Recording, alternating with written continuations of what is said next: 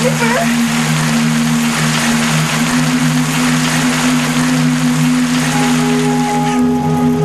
Jennifer! Ay, Susan! Jennifer! Jennifer! Salamat sa Diyos, buhay ka na!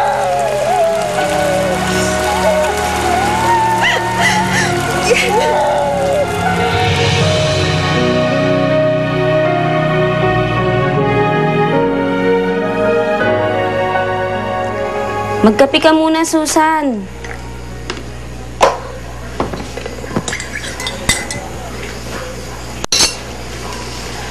Mabuti na lang hindi napilayan yung bata.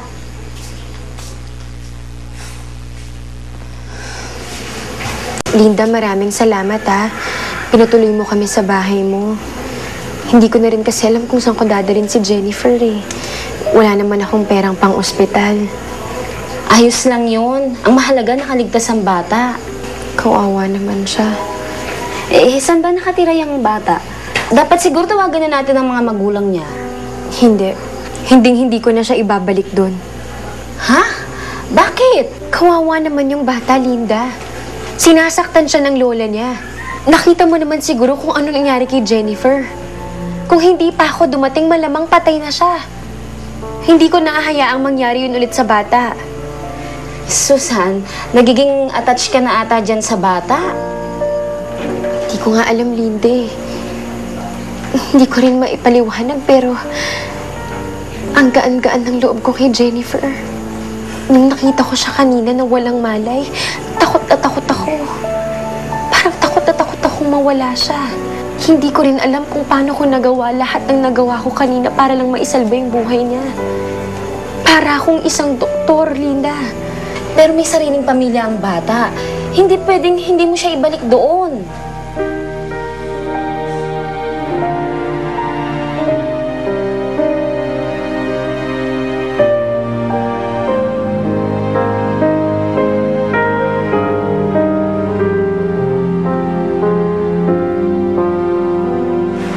Oh, tulog ka na kanina. At pumangon ka pa. Nanaginip kasi ako eh. Masama yung panaginip ko. Para daw may nangyaring masama kay Jennifer. Namimiss mo lang yung bata.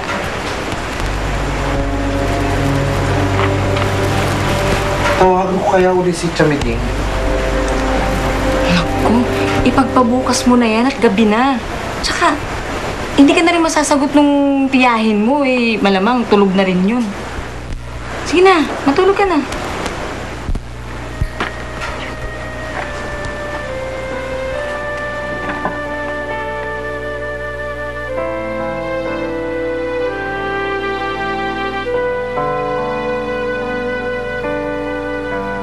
Jennifer? Aling Susan, Kamusta na yung pakiramdam mo? ayos lang po, Aling Susan.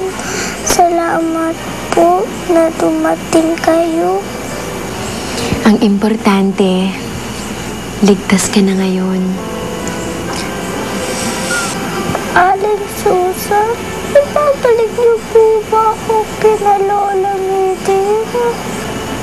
Aling Susan, ayoko na po bumalik doon. Sasaktan po nila ako doon. Ayoko po, huwag niyo po akong ibalik. Parang awa niyo na po. Tama na, tama na. Hindi na kita ibabalik sa lola meeting mo. Hindi na.